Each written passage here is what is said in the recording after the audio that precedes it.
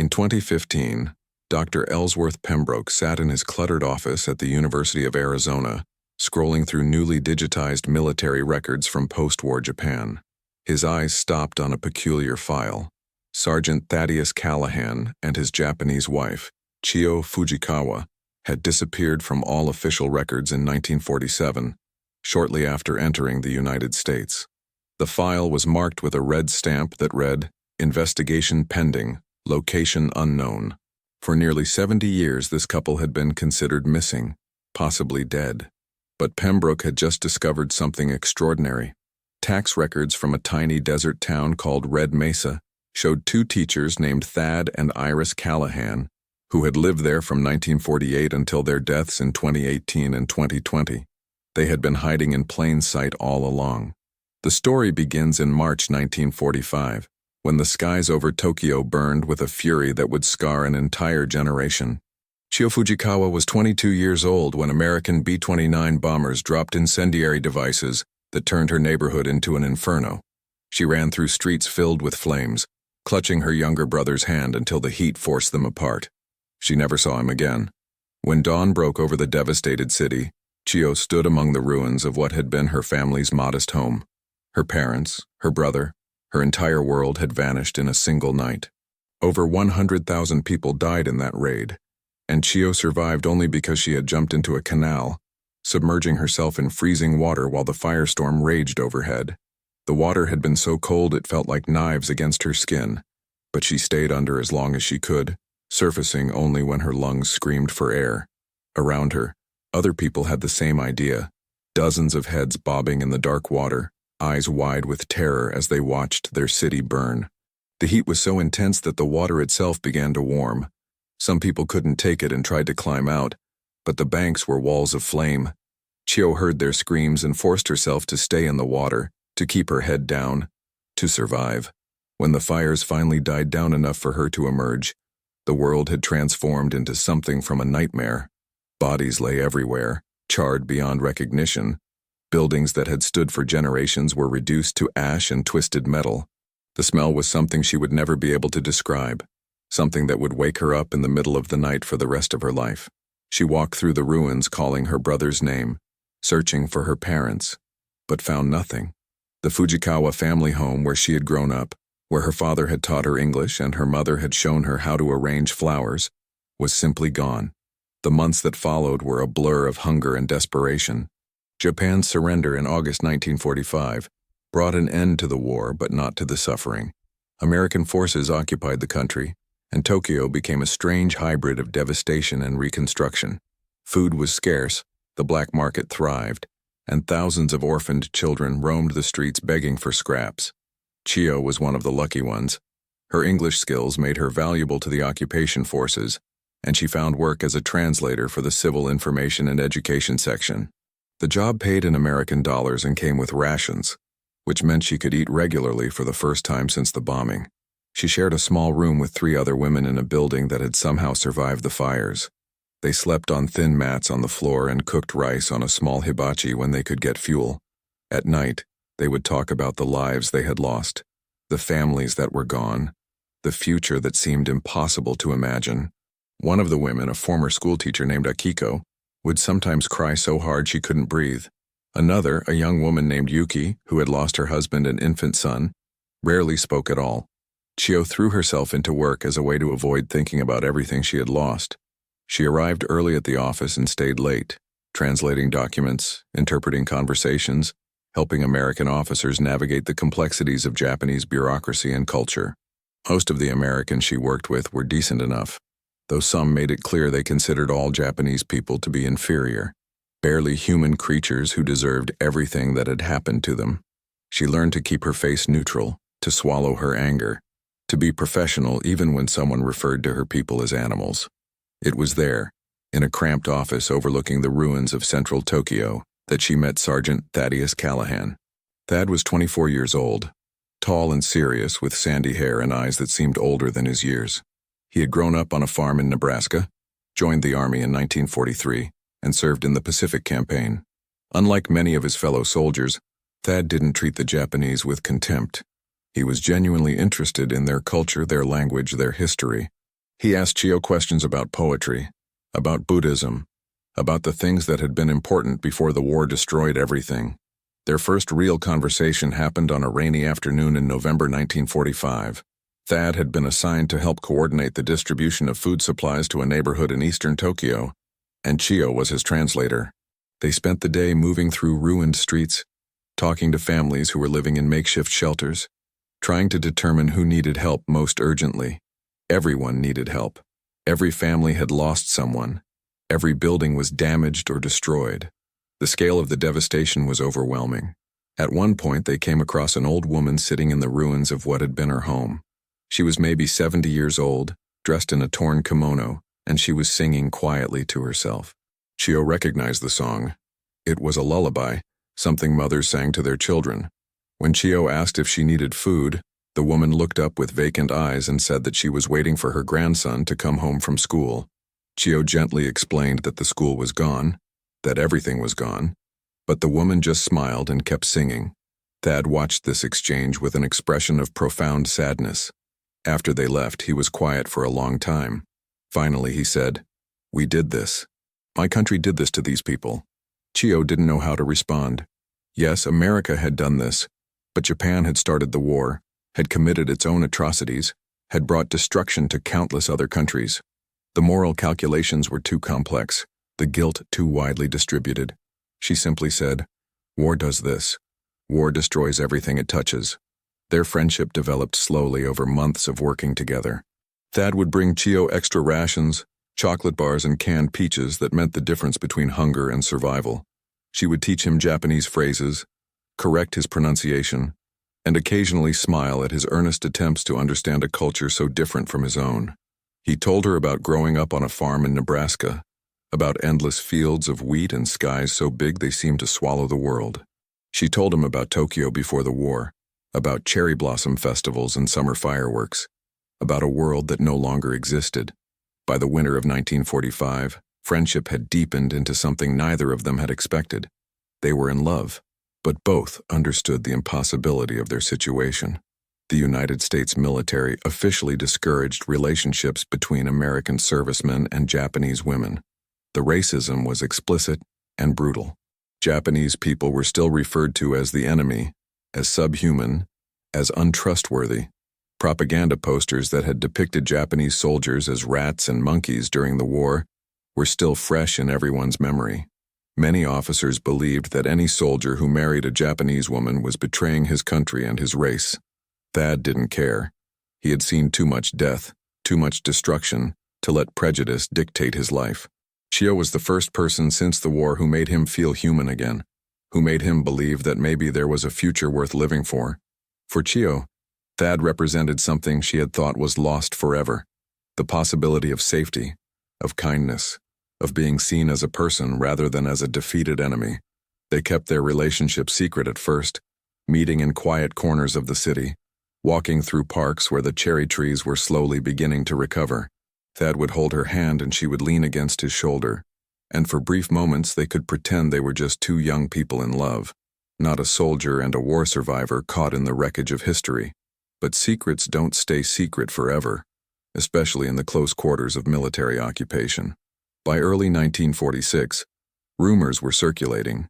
Thad's fellow soldiers started making comments, some joking, others openly hostile. Someone spray-painted a slur on his barracks locker. His commanding officer called him in for what was officially described as a counseling session, but was really an interrogation. "Are you involved with a Japanese woman, Sergeant?" the officer asked, his voice cold. Thad considered lying, but decided against it. "Yes, sir. Her name is Chio Fujikawa. She's a translator in our section." The officer's face hardened. "I strongly advise you to end this relationship immediately. It reflects poorly on you, on this unit, and on the United States Army." Thad refused. He and Chio married in a small ceremony in April 1946, witnessed by two of Thad's fellow soldiers who were sympathetic to their situation. One was a medic from California who had a Japanese-American friend whose family had been sent to internment camps during the war.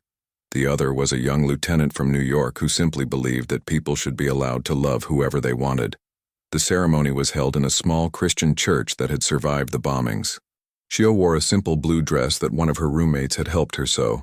Thad wore his dress uniform. A Japanese minister who spoke excellent English and had worked with the occupation forces performed the service. The marriage was legal and properly registered with the military authorities. But from that moment forward, their troubles multiplied. Thad's commanding officer called him in again, this time to inform him that his request for promotion had been denied. "Your judgment has been called into question, Sergeant. Marrying a Japanese national shows a lack of discipline and poor decision-making." Other soldiers who had been friendly now avoided him. Anonymous notes were slipped under his barracks door, some containing threats, others simply calling him a traitor. Someone left a dead rat on his bunk with a note that read, "This is what you married." For Chio, the situation was even worse. Other Japanese women who worked for the occupation administration began to distance themselves from her. In their eyes, she had become a collaborator in the most intimate sense, selling herself to the enemy. She received threatening letters written in Japanese, calling her a whore and a traitor to her race. Someone threw a rock through the window of the small apartment where she and Thad lived, with a note attached that read, "Go back to America and take your shame with you." The apartment was in a neighborhood that was slowly being rebuilt, a mix of temporary structures and damaged buildings that people were trying to make livable again. They had 2 rooms, a tiny kitchen, and a bathroom they shared with 3 other families. It wasn't much, but it was theirs. After the rock came through the window, Thad nailed boards over the broken glass and they hung a blanket for privacy. Chio swept up the shattered glass and tried not to cry. She had survived the firebombing, had survived losing her entire family, but this constant low-level hostility was wearing her down in a different way. They talked about leaving, about finding somewhere they could be together without facing hatred from both sides. But where could they go? Japan was devastated and occupied. America was an unknown country where Chio would be a foreigner, and Thad would be a pariah for marrying her. They were trapped in a situation with no good options, so they did what millions of people throughout history have done in similar circumstances. They endured.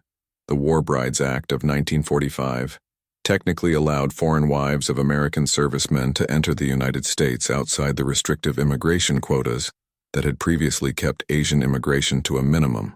But the process for Japanese women was deliberately made more difficult than for European war brides. Medical examinations were invasive and humiliating, designed to screen out anyone with communicable diseases or what officials vaguely termed moral deficiencies. Background investigations could take months or even years. Many applications were simply denied without clear explanation.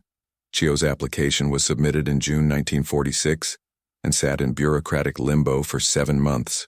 She had to undergo multiple medical examinations, each more degrading than the last.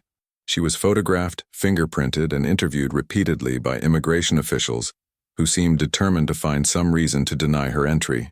They asked about her family, her education, her political beliefs. They wanted to know if she had ever been associated with militaristic organizations, if she had supported the war, if she harbored anti-American sentiments. How was she supposed to answer these questions honestly? Yes, she had supported her country during the war, as any citizen would.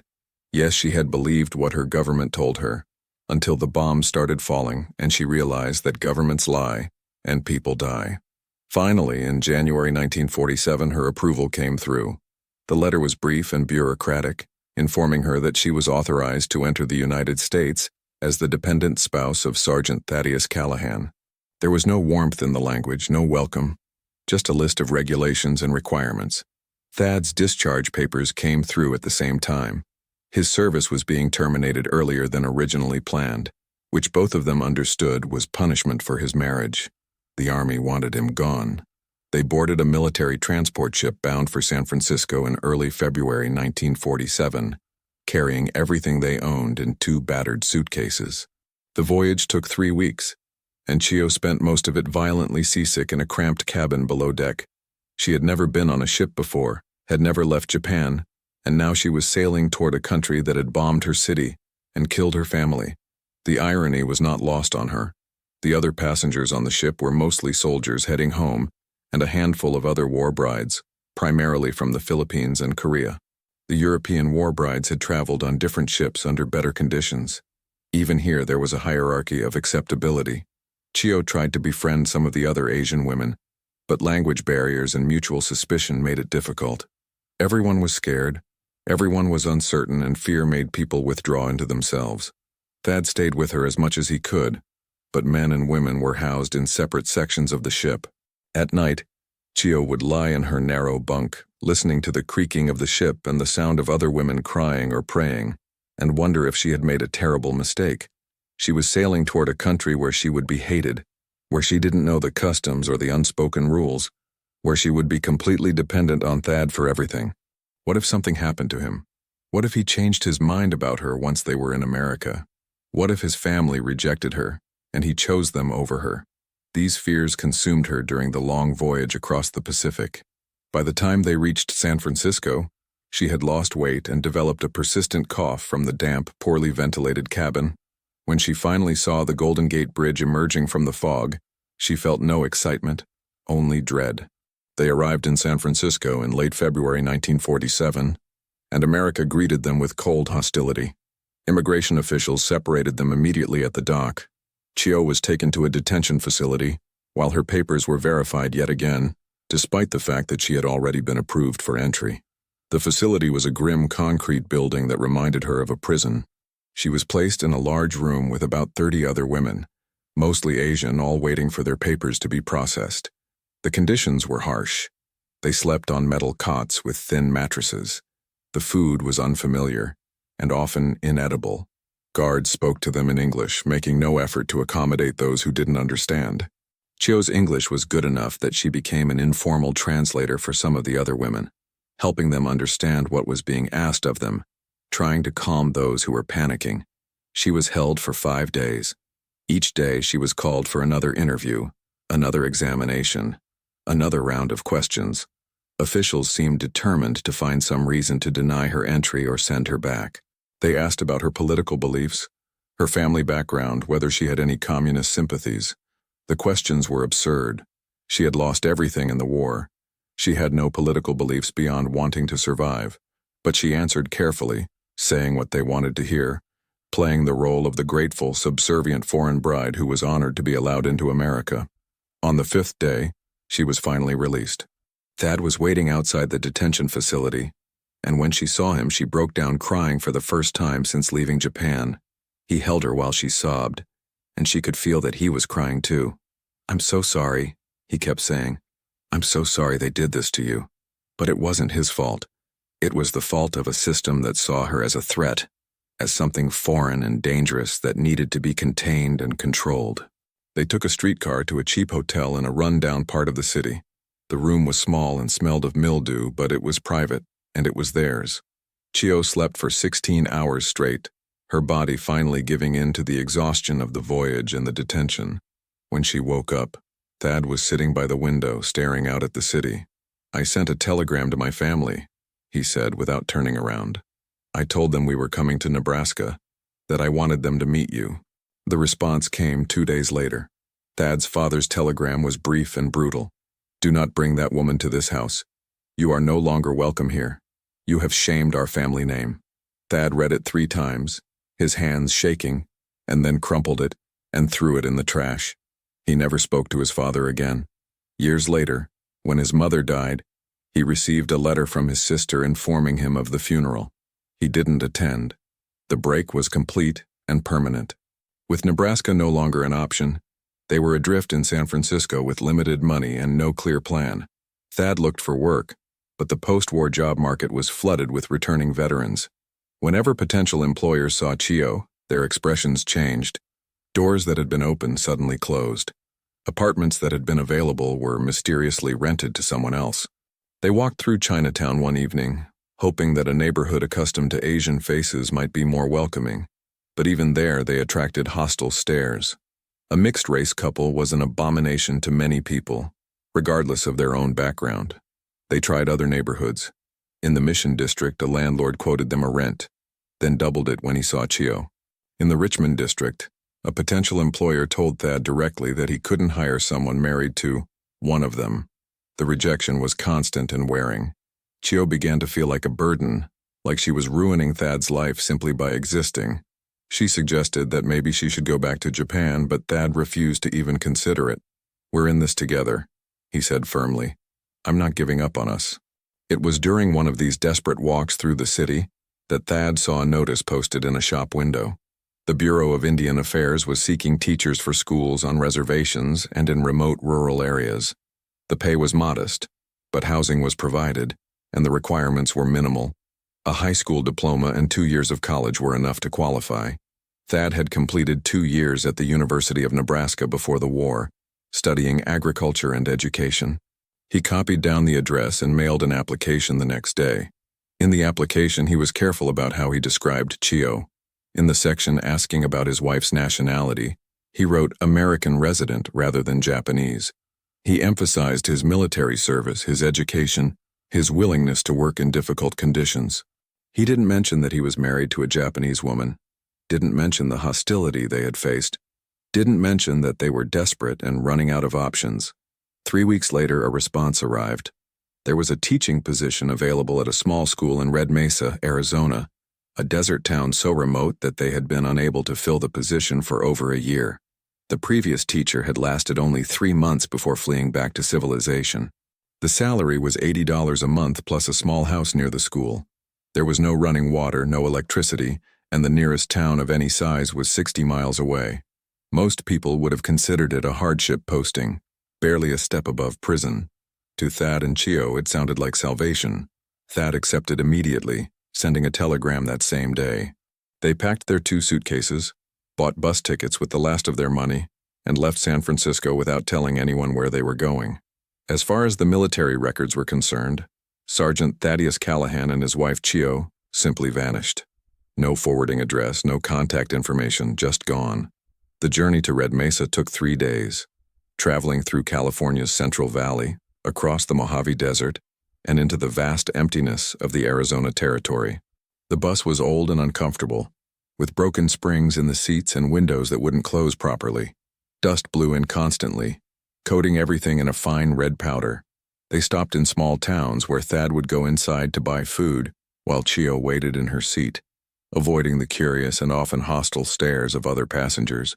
She had begun using the name Iris, an Americanized name that Thad had suggested during their time in San Francisco. It was easier than constantly explaining how to pronounce Chio, easier than facing the immediate prejudice that came with a Japanese name. Each time someone asked her name and she said Iris, she felt like she was erasing a little more of herself. But survival required compromise, required sacrifice, required becoming someone new. They arrived in Red Mesa on a scorching afternoon in late April 1947. The temperature was over 100 degrees, and the air shimmered with heat. The town consisted of one main street with a general store, a gas station, a small diner, and a sheriff's office. The surrounding landscape was nothing but red dirt, scrub brush, and distant mesas that shimmered in the heat. The population was less than 200 people, a mix of ranchers, Navajo families from the nearby reservation, and people who had come to the desert to escape something or someone. Sheriff Amos Rutledge was waiting at the bus stop, leaning against his dusty patrol car. He was a weathered man in his mid-40s with sun-damaged skin and eyes that missed very little. He had been a sheriff in Red Mesa for 15 years, and before that he had been a deputy in Tucson. He had served in World War I, had seen combat in France, and had come back with scars both visible and invisible. He looked at Thad and then at Chio, and something flickered across his face that might have been understanding or might have been calculation. He shook Thad's hand firmly and nodded politely to Chio. "Welcome to Red Mesa," he said. "I hope you folks are prepared for the heat. It gets up to 115 degrees in the summer, and we're already pushing 100 in April." His voice was neutral, giving nothing away. Chio couldn't tell if he was friendly or hostile, welcoming or suspicious. He drove them to a small adobe house at the edge of town, near the one-room schoolhouse where Thad would be teaching. The house was simple but clean, with 2 rooms, a wood-burning stove, and a well in the backyard. The furniture was minimal, a bed frame with no mattress, a rickety table, 2 chairs, and some shelves on the wall. "Previous teacher left pretty sudden," Rutledge explained as he showed them around. "Couldn't handle the isolation. Most folks who come here don't last more than a few months. The desert gets to people. Some find it peaceful. Others find it drives them crazy. He paused at the door, his hand on the frame, and looked directly at Chio. For a long moment he studied her face, and she felt herself tense, waiting for the inevitable questions, the accusations, the hostility. But when he spoke, his voice was quiet and measured. "I served in the Pacific," he said. "Saw things that still keep me up at night. War makes monsters of everyone involved. I don't hold with judging people based on where they were born or what they look like. In Red Mesa, we judge people by what they do, not who they are. You treat folks right, they'll treat you right. That's how things work here." He tipped his hat and left them alone. That brief conversation was the closest anyone in Red Mesa ever came to acknowledging Chio's background directly. To everyone else, she was simply Iris Callahan, the teacher's quiet wife with the unusual accent that nobody could quite place. Some assumed she was Mexican. Others thought perhaps she was Native American from a tribe they didn't recognize. A few speculated that she might be from somewhere in Asia. But in a town where everyone had secrets and everyone minded their own business, no one asked directly. The first night in Red Mesa, Thad and Chio lay on the floor of their empty house, too exhausted to even set up the bed frame. They had a single blanket and used their suitcases as pillows. Through the window they could see stars like neither of them had ever seen before. Thousands upon thousands of them, so bright and numerous that the Milky Way looked like a river of light across the sky. "We made it," Thad whispered. "We're safe now." Chio wanted to believe him, but she had learned not to trust in safety. Safety was an illusion that could be destroyed in an instant, the way her entire life in Tokyo had been destroyed in a single night of fire. The first year in Red Mesa was the hardest. The isolation was crushing for Chio, who had grown up in a city of millions. Tokyo, even in ruins, had been alive with people and activity. Red Mesa felt like the end of the world, a place so remote and empty that it seemed to exist outside of normal reality. The desert stretched forever in every direction, broken only by distant mesas and the occasional Joshua tree. The silence was overwhelming. In Tokyo there had always been noise, traffic, voices, the sounds of a city. Here the silence was so complete it felt oppressive. The heat was unbearable, especially for someone who had grown up in Japan's more temperate climate. By midsummer, temperatures regularly exceeded 110 degrees. The adobe house stayed relatively cool, but stepping outside felt like walking into an oven. The dust got into everything, coating their clothes, their food, their skin. Water had to be drawn from the well, which meant constant trips back and forth with heavy buckets. There was no electricity, so they used kerosene lamps at night and cooked on the wood-burning stove, which made the house even hotter. The loneliness was a physical ache. Chio had left behind everything familiar, her language, her culture, her entire identity. She couldn't speak Japanese, couldn't cook Japanese food because the ingredients weren't available, couldn't practice any of the customs and traditions she had grown up with. She was cut off from everything that had made her who she was, forced to become someone new in this alien landscape. Thad started teaching in September 1947. The school was a single large room with 23 students ranging from 6 to 14 years old. Most were children of ranchers, with a handful of Navajo children from the nearby reservation. The educational levels varied wildly. Some of the older students could barely read, while some of the younger ones were quite advanced. Thad had to create lesson plans that could accommodate everyone, teaching basic arithmetic to some students while helping others with algebra, reading simple stories with the youngest, while discussing literature with the oldest. It was exhausting work, but Thad threw himself into it with determination. Teaching gave him purpose, gave him a way to contribute, gave him an identity beyond the man who married a Japanese woman. The students were curious about him at first, this tall stranger from Nebraska who spoke with a flat Midwestern accent. But he won them over gradually through patience and genuine interest in their lives. He learned about ranching from the farm kids, learned about Navajo culture from the reservation children, and tried to give all of them an education that would prepare them for a world beyond Red Mesa. Chio stayed home at first, cleaning the house, tending a small garden that struggled in the harsh soil, and trying not to think about Tokyo, about cherry blossoms, about the sound of her mother's voice. The garden was a particular challenge. The soil was sandy and poor. The water from the well had a high mineral content, and the heat killed most plants within days. But Chio was determined. She built a small shade structure from scrap wood, watered in the early morning and late evening, and slowly coaxed tomatoes, beans, and squash to grow. The garden became her project, her way of creating something beautiful in this harsh landscape. She wrote letters to Lenore Tanaka, another Japanese war bride she had met briefly at the detention facility in San Francisco. Lenore had married a soldier from Los Angeles and was living in California, facing her own struggles with discrimination and isolation. Chio never put a return address on her letters, never told Lenore exactly where she was, just that she was safe and living in a small desert town. She mailed the letters from towns 30 miles away whenever Thad drove to get supplies, afraid that even this small connection to her past might somehow expose them. The women of Red Mesa were initially suspicious of Chio. In a small town, everyone knew everyone, and a stranger was always viewed with caution. They would see her at the general store, this quiet woman with dark eyes and an accent they couldn't place, and they would whisper among themselves. Who was she? Where was she from? Why had the new teacher brought such an odd wife to Red Mesa? But Chio won them over slowly through quiet persistence and kindness. When the storekeeper's wife fell ill, Chio brought her soup and sat with her. When a rancher's daughter was getting married, Chio helped sew her wedding dress, her stitching precise and beautiful. When the church needed someone to clean and organize the small library of donated books, Chio volunteered and spent weeks cataloging and arranging everything. She learned to bake bread the way the local women did, using sourdough starter that had been passed down through generations. She learned to can vegetables and make preserves. She learned the rhythms of desert life, the early mornings before the heat became unbearable, the long afternoons spent indoors, the evenings when the temperature finally dropped and people emerged to sit on their porches and talk.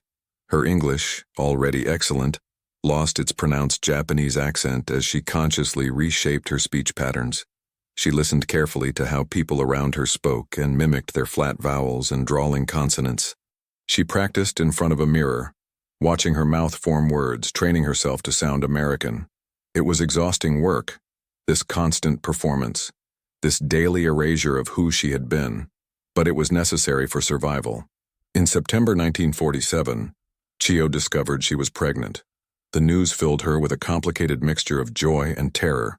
She would be bringing a child into this strange exile, a child who would grow up never knowing their mother's true history, never knowing the culture and traditions that Chio had lost. She sat in the small adobe house, her hand on her still flat stomach, and wondered what kind of mother she could be when she was barely holding herself together. Thad was overjoyed.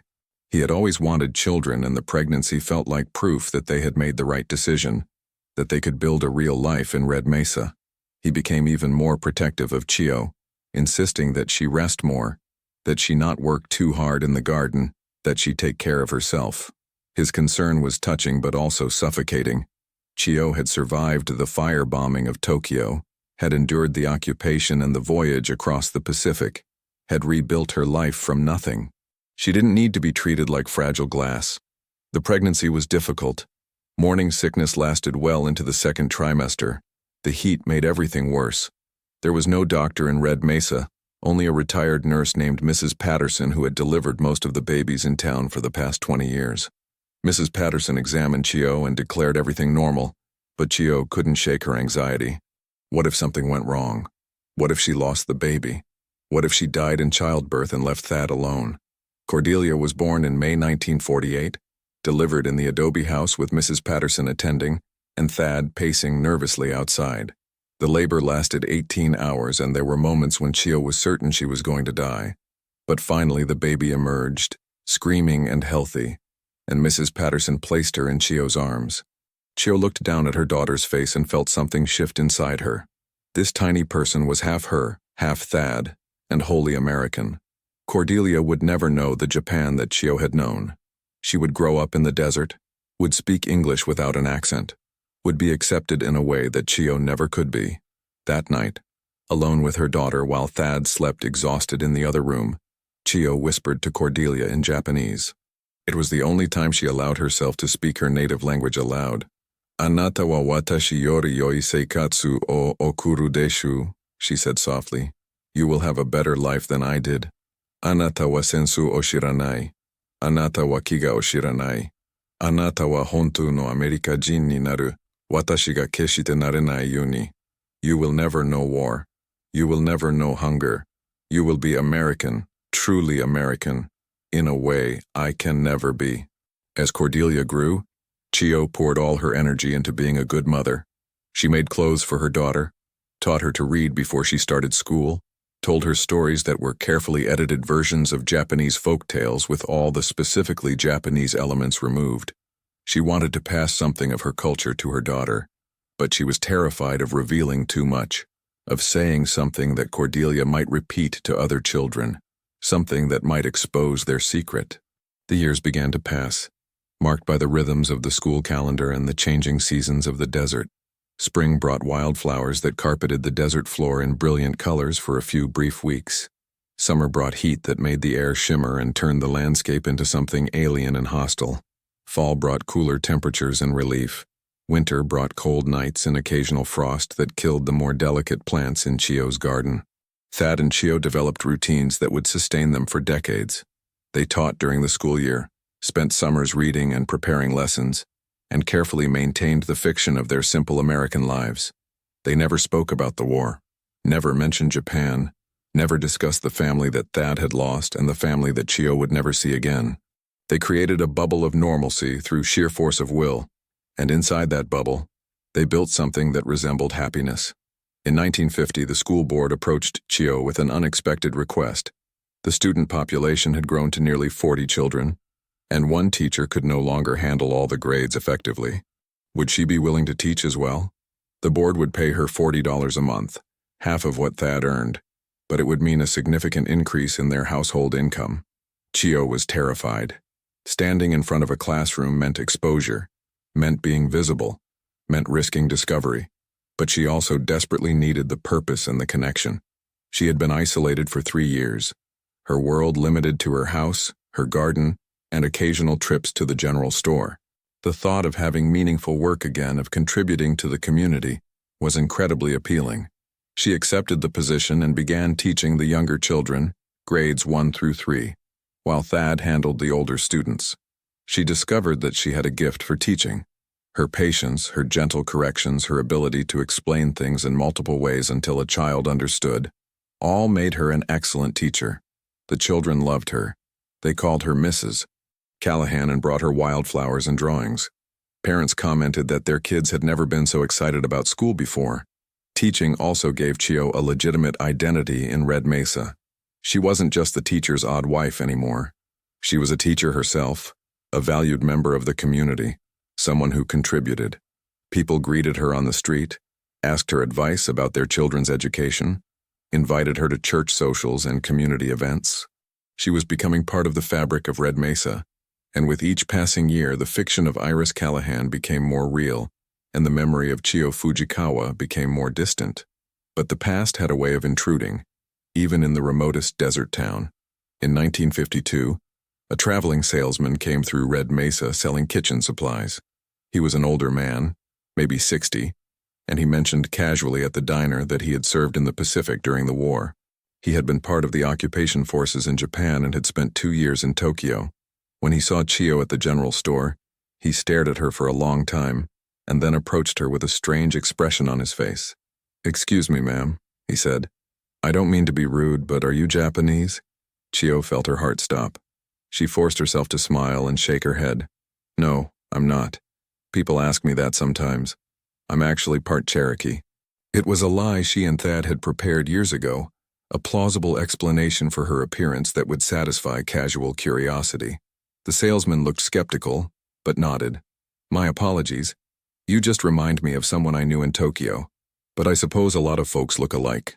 He left it at that, but over the next few days he made comments around town, suggesting that Mrs. Callahan looked Japanese, asking questions about where she was from, implying that there was something suspicious about the Callahans. Most people in Red Mesa ignored him. They liked the Callahans, trusted them, and didn't appreciate an outsider stirring up trouble. But Sheriff Rutledge heard about it and decided to take action. He had a private conversation with the salesman, the details of which were never made public. But the salesman left town the next morning earlier than he had planned, and he never came back to Red Mesa. A few days later, Rutledge stopped by the Callahan house and dropped off a box of supplies: flour, sugar, coffee, canned goods. Just some things we had extra at the office, he said, though everyone knew the sheriff's office didn't stock groceries. It was his way of telling them that he knew, that he was protecting them, that they were safe. Chio never forgot that kindness. Rutledge had seen through their deception, had understood who and what they were, and had chosen to protect them rather than expose them. It was a gift beyond measure, and she spent the rest of her life grateful for it. The Korean War, which began in June 1950 and lasted until 1953, brought new anxieties. Anti-Asian sentiment flared up again across America. Newspapers ran stories about the communist threat, about the need for vigilance against foreign infiltration. Even in remote Red Mesa, people talked about the war, about the threat from the east, about the need to be careful about who you trusted. Chio kept her head down and her mouth shut, but she lived in constant fear.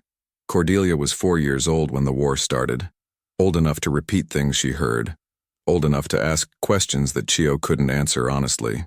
What if someone started investigating them? What if immigration officials came looking for Japanese nationals who had entered the country under questionable circumstances? What if their daughter was taken away?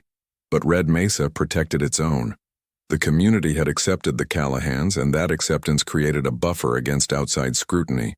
When a federal agent came through in 1951 asking questions about foreign nationals in the area, the townspeople claimed ignorance. Mrs. Callahan? She's part Cherokee, didn't you know? Been teaching our kids for years. Good woman, good teacher. The agent left without investigating further. The years rolled on, and the Callahans became an institution in Red Mesa. Thad coached the older boys in baseball, started a small library at the school, and organized community events. Chio taught hundreds of children to read, helped organize church fundraisers, and became known for her beautiful garden that somehow thrived in the harsh desert. They were respected, valued, and protected. Cordelia grew up smart and curious, with her mother's dark eyes and her father's height. She knew her parents were different from other families in Red Mesa. Her mother's cooking was strange, with flavors and techniques that didn't match what her friends' mothers made. Her parents never talked about their lives before Arizona, never mentioned grandparents or extended family, but she accepted it as children accept all things about their parents, as simply the way things were. In 1963, everything changed. Cordelia was 16 years old, a junior in high school, and she needed her birth certificate to apply for a driver's license. Thad and Chio had managed to avoid this moment for years, but it was finally unavoidable. When Cordelia saw the document, saw that she had been born in Tokyo, Japan, she stared at it in confusion. "I was born in Japan?" she asked. "Why didn't you ever tell me?" Thad and Chio looked at each other, and in that moment, they made a decision. Cordelia was old enough now. She deserved to know the truth. They sat her down in their small living room, the same room where they had lived for 16 years, and told her everything about Tokyo and the firebombing, about the occupation and their marriage, about the threats and the hatred, about the decision to vanish into the desert and create new identities. Cordelia listened in stunned silence. When they finished, she sat quietly for a long time, processing everything she had just learned. Finally, she asked, "Why didn't you tell me before?" Chio's answer was simple and heartbreaking. "Because we wanted you to grow up free, free from shame, free from the past, free from other people's hatred. We wanted you to be American in a way that we could never be." Cordelia kept her parents' secret, understanding instinctively that revealing it would destroy the life they had built. But knowing the truth changed her. She looked at her mother differently now, seeing not just the quiet teacher who had raised her, but a survivor of unimaginable trauma. She looked at her father differently, seeing not just the steady presence who had taught her to read and ride a bicycle, but a man who had chosen love over family and country. She went to the University of Arizona in 1965, studying education like her parents. She came home for holidays and summers and slowly began to understand the full weight of what her parents had sacrificed. They had given up everything, their identities, their families, their pasts, to build a life together. And they had done it with grace and dignity, never complaining, never expressing regret. The Vietnam War, which escalated dramatically in the mid-1960s, brought another wave of anti-Asian sentiment. But by then, Chio had been Iris for so long that even she sometimes forgot where one identity ended and the other began. She was 60 years old, a respected teacher and community member, and the young woman who had fled Tokyo in terror seemed like someone from another lifetime. After graduating in 1969, Cordelia returned to Red Mesa to teach alongside her parents. The school had grown to nearly 80 students and now had 4 teachers. The Callahan family became a teaching dynasty, known throughout the region for their dedication and effectiveness. Students who had been taught by Thad and Chio in the 1950s now brought their own children to be taught by Cordelia in the 1970s. Thad and Chio retired in 1985 after nearly 40 years of teaching. The school board held a ceremony in their honor, and people came from across the county to pay their respects.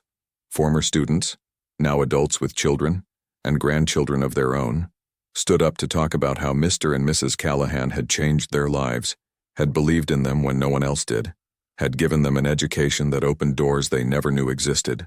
One former student, a Navajo man named David Yellowhorse, who had become a teacher himself, gave a speech that brought many people to tears. Mr. and Mrs. Callahan taught me that education was power, he said. They taught me that where I came from didn't determine where I could go. They treated me with respect when a lot of other people saw me as just another Indian kid who would probably drop out and amount to nothing. They saved my life, and I'm not the only one. There are dozens of us, maybe hundreds, who are here today because they believed in us. No one at the ceremony mentioned that Iris Callahan had an accent that never quite disappeared, or that the Callahans had always been intensely private about their past. In Red Mesa, people respected privacy.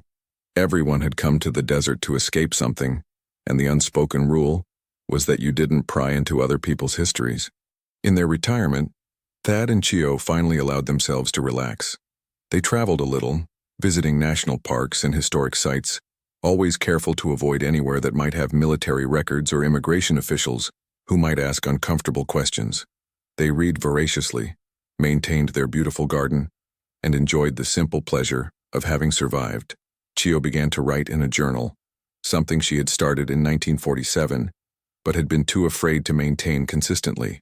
Now in her 70s, she wrote in Japanese, the language she had suppressed for decades. The words flowed easily, muscle memory taking over, and she filled page after page with memories of Tokyo before the war, of her family, of the young woman she had been before fire and death had transformed her into someone else. Sheriff Rutledge died in 1991 at the age of 89. At his funeral, Chio stood quietly in the back of the church, tears streaming down her face for the man who had protected them without ever asking for thanks or acknowledgement. After the service, his widow, a woman named Martha, who had always been kind to the Callahans, approached Chio and pressed a small envelope into her hand. Inside was a note in Rutledge's handwriting, written perhaps years before, perhaps just before his death. Mrs. Callahan, it read, I never said this directly, but I want you to know that I understood who you were from the first day you arrived in Red Mesa.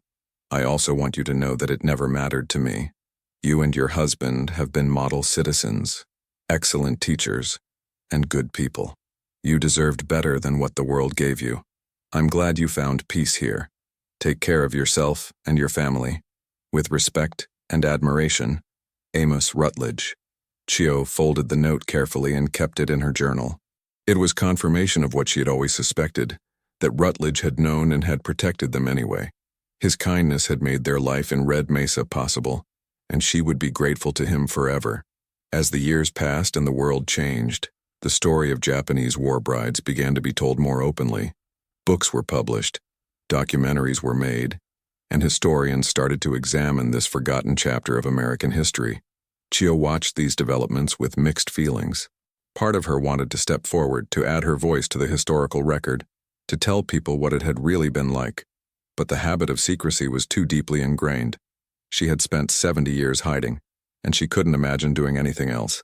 Thad's health began to decline in 2015. He was 94 years old and his body was finally giving out. His heart was weak, his joints were arthritic, and he moved slowly and painfully. Cordelia, now 68 and retired from teaching herself, moved back to Red Mesa to help care for her parents. She set up a bedroom in their small house and became their primary caregiver. In those final years, Thad talked more about the past than he had in decades. The approaching end of his life seemed to loosen the constraints that had kept him silent for so long. He told Cordelia stories about the occupation of Japan, about the first time he saw her mother across a crowded office, about falling in love, despite knowing how difficult and dangerous it would be. "Your mother was the bravest person I ever met," he said one afternoon as they sat on the porch watching the sunset paint the desert in shades of orange and purple. "She lost everything in the war. Her family, her home, her entire world. And then she had to leave her country and come to a place where people hated her for something that wasn't her fault. She had to give up her name, her language, her identity, and she did it all with grace and dignity. I've spent my whole life trying to be worthy of her." It was during this time that Dr. Ellsworth Pembroke made his discovery. He was a historian at the University of Arizona, specializing in post-war immigration and the experiences of war brides. He had been researching Japanese war brides as part of a larger project, and the case of Sergeant Thaddeus Callahan and Chio Fujikawa intrigued him. A couple that had simply vanished from all official records in 1947 was unusual enough to warrant investigation. Pembroke started making phone calls, checking tax records and property deeds, following a trail that was decades old and had gone cold long ago. Most leads went nowhere.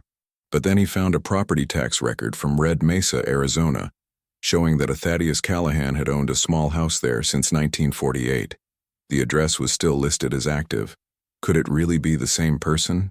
He called the Red Mesa Town Hall in October 2015 and asked if they had any records of a Thaddeus Callahan who might have lived there in the late 1940s. The clerk, a young woman named Sarah who had been taught by Cordelia Callahan and whose mother had been taught by Thad and Chio, immediately said yes. "Mr. Callahan taught here for almost 40 years. He's retired now, lives over on Desert Rose Road with his wife Iris. He's pretty old now, must be in his 90s. Why are you asking?" Pembroke could barely believe what he was hearing. The missing couple had been living openly under their real names in a tiny desert town for nearly 70 years. They hadn't been hiding in the sense of using false identities. They had simply removed themselves so completely from the larger world that no one had thought to look for them in Red Mesa, Arizona. He drove to Red Mesa the following week, making the long journey from Tucson with a mixture of excitement and trepidation. What if they refused to talk to him? What if they were angry about being found? What if the discovery destroyed the peace they had built?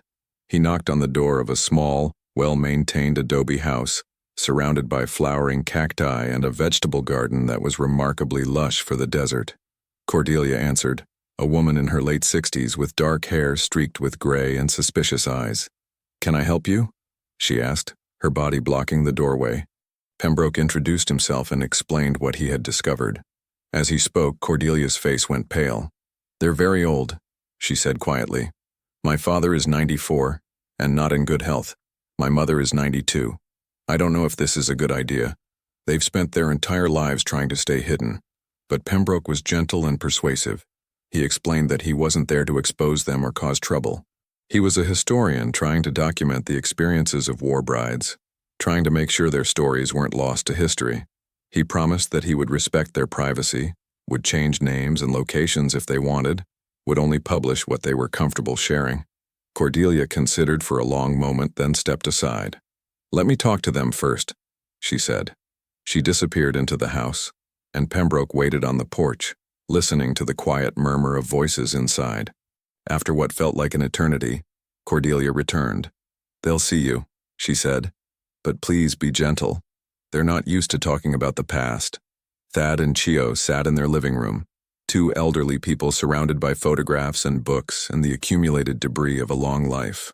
Thad was thin and frail, his once tall frame bent with age. Chio was tiny, her hair completely white, her face lined with decades of desert sun. But her eyes were still sharp and intelligent, and when she looked at Pembroke, he felt like she was seeing right through him. "So you found us," Thad said, his voice hoarse but still carrying traces of his Nebraska accent. "We knew someone would eventually. We've been lucky to stay hidden this long." Pembroke explained that they were officially listed as missing in military records, possibly deceased. Chio laughed, a sound like dry leaves rustling. "We were never missing," she said, her accent still present after 70 years but softened and shaped by decades in the American Southwest. "We were just hiding. There's a difference." For the next 3 hours, they told Pembroke their story.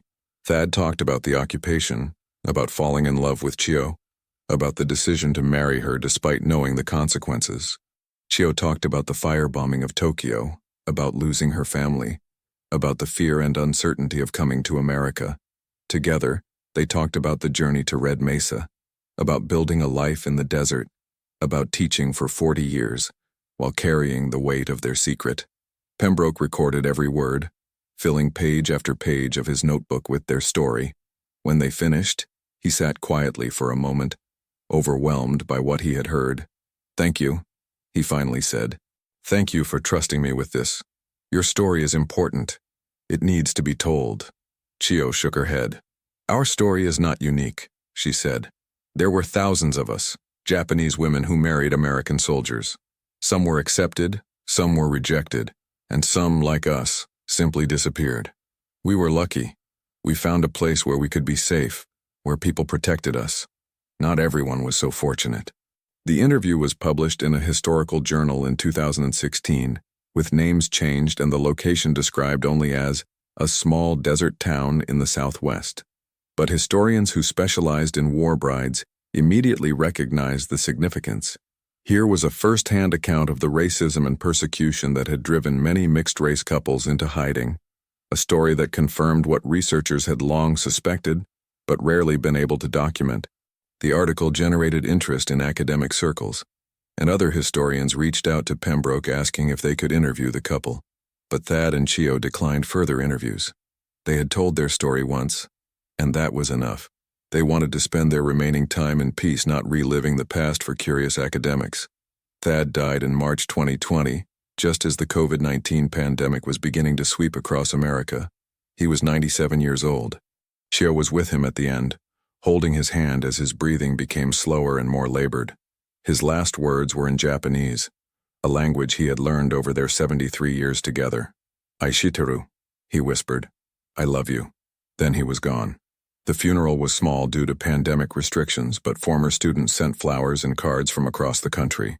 People who had been taught by Thad in the 1950s and 60s, now elderly themselves, wrote about how he had changed their lives, how he had believed in them, how he had given them opportunities they never would have had otherwise. Chio survived her husband by 2 years.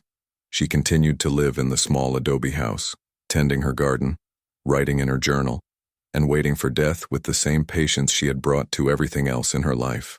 Cordelia stayed with her, caring for her as she became increasingly frail. In the spring of 2022, on a warm April morning, Cordelia found her mother in the garden. Chio was kneeling beside the tomato plants, her hands in the soil, a peaceful expression on her face. She had died doing what she loved in the place she had made home for over 70 years. She was 95 years old. The story might have ended there, just another forgotten chapter in the vast history of America's immigrant experience. But Cordelia decided that her parents' silence had lasted long enough. They had spent their lives hiding, protecting themselves and their family from a world that had been cruel and unforgiving. But they were gone now, beyond the reach of prejudice and hatred, and Cordelia felt that their story deserved to be told fully and honestly. She contacted Dr. Pembroke and gave him permission to publish the complete story with real names and locations. She donated her parents' papers to the University of Arizona archives, including letters, photographs, and Chio's journal, which she had kept in Japanese for 70 years, writing in a language she never spoke aloud but never forgot. The publication of the complete story in 2023 caused a sensation. News outlets picked it up, and suddenly the tiny town of Red Mesa was flooded with reporters and documentary filmmakers. Cordelia gave interviews, showing them her parents' house, the school where they had taught, the garden that Chio had tended with such care. Former students came forward with their own memories. Maria Gonzalez, who had been taught by both Thad and Chio in the 1960s and was now a grandmother herself, told a reporter, "Mrs. Callahan was the kindest teacher I ever had. She never raised her voice, never made you feel stupid for not knowing something. She treated every child like they were precious. I didn't know until after she died that she had lost her own family in the war. Knowing that now, understanding what she survived and what she gave up, it makes me appreciate her even more. She could have been bitter and angry, but instead she chose to give love to hundreds of children who weren't her own." David Yellowhorse, now 72 and a retired teacher himself, spoke about how the Callahans had treated Native American students with a respect that was rare in the 1950s and 60s. A lot of teachers back then saw us as problems to be solved or obstacles to be overcome, he said. But Mr. and Mrs. Callahan saw us as human beings. They learned about our culture, they respected our traditions, and they made sure we got the same education as everyone else. Mr. Callahan even learned some Navajo so he could communicate better with the parents. I think maybe because they knew what it was like to be treated as less than human, they were determined never to do that to anyone else. The town of Red Mesa erected a memorial in 2024, a bronze plaque near the old schoolhouse that read, "In memory of Thaddeus and Chio Iris Callahan, who taught here from 1947 to 1985. They came to this desert seeking refuge and gave us 40 years of dedicated service." Their story reminds us that America's strength has always come from those who were brave enough to love across boundaries and build lives in the face of hatred. Lenore Tanaka, the war bride who had been Chio's friend since their brief meeting in San Francisco in 1947, was still alive at 106 years old when the story broke. She gave an interview from her nursing home in California, her memory still remarkably sharp despite her age. "Chio and I wrote letters for 70 years, she said, tears running down her wrinkled face. She never told me exactly where she was, just that she was safe and teaching in a small town. I understood why she had to hide. So many of us face that choice. Do you live openly and face constant discrimination, harassment, and violence? Or do you disappear and lose your identity? Chio chose to disappear, and I don't blame her one bit. She did what she had to do to protect her family. She was one of the strongest people I ever knew." The story of Thad and Chio Callahan resonated far beyond academic circles. It became a symbol of the hidden costs of war and racism, a reminder that the battles don't end when the treaties are signed. Thousands of Japanese war brides came to America after World War II, and while some found acceptance and built successful lives, many others faced lives of quiet desperation, caught between two cultures and fully accepted by neither. The Callahans' choice to vanish into the desert was extreme, but it was born of real fear and real persecution. They had seen what happened to mixed-race couples in the cities. They had experienced the threats, the violence, the constant low-level hostility that made normal life impossible. Red Mesa had offered them something precious, anonymity and acceptance. In exchange for never talking about their past, they were allowed to build a future.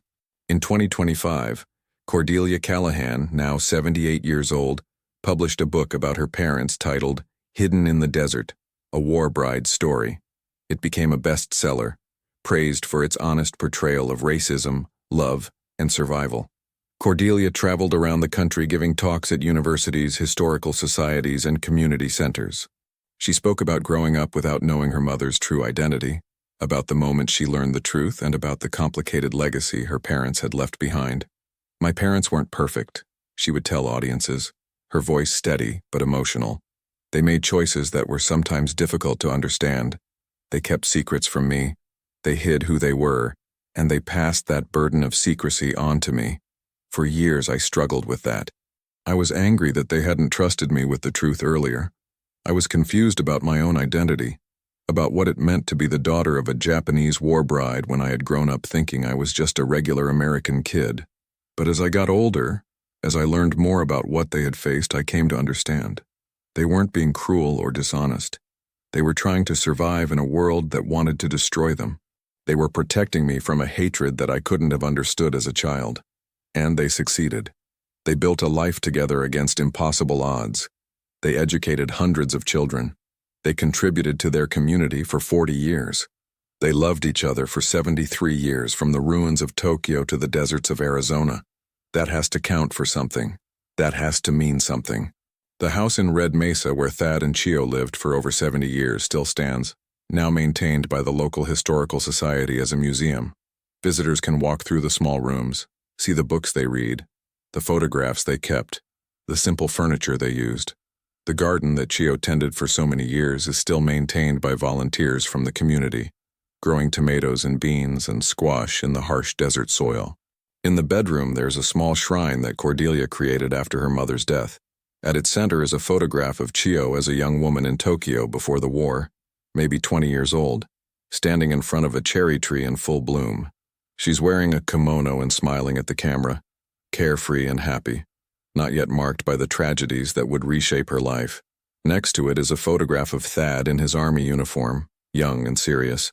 And beside those is a photograph of them together in Red Mesa, in the 1980s, elderly and weathered but still holding hands, still together after decades of struggle and survival. The story of the Japanese war bride and the American soldier who vanished after 1947 and were found decades later teaching in a desert town is ultimately a story about the price of survival and the possibility of redemption. It's about two people who refused to let hatred destroy them, who chose love over fear, and who built something meaningful in the most unlikely of places. They were forced to hide, forced to deny their own history, forced to live as ghosts of themselves. But they survived. They created a family, educated hundreds of children, and contributed to their community for 40 years. They proved that love could transcend boundaries of race and nationality, that two people from opposite sides of a terrible war could build a life together.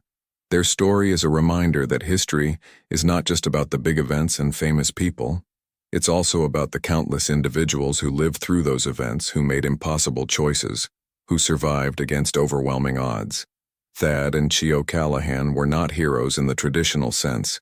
They didn't win battles or change laws or lead movements. They simply lived day by day, year by year, building something good out of the wreckage of war.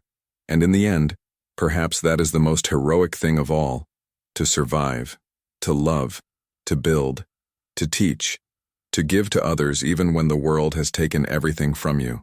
That is the legacy of Thaddeus and Chio Callahan, two people who vanished into the desert and found redemption in the most unlikely of places.